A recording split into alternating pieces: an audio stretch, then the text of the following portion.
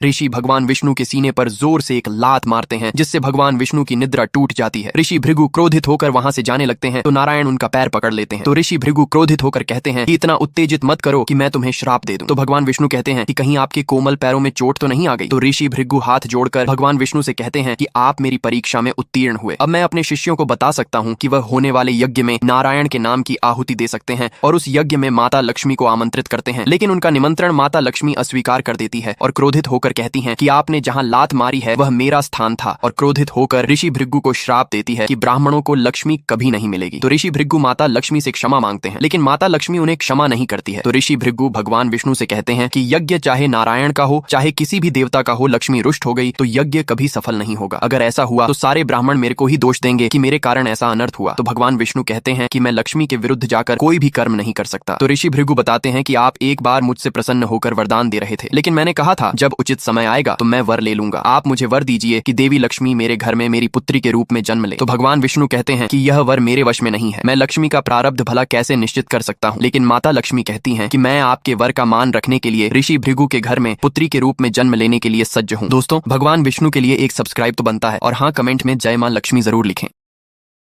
Download ShareChat.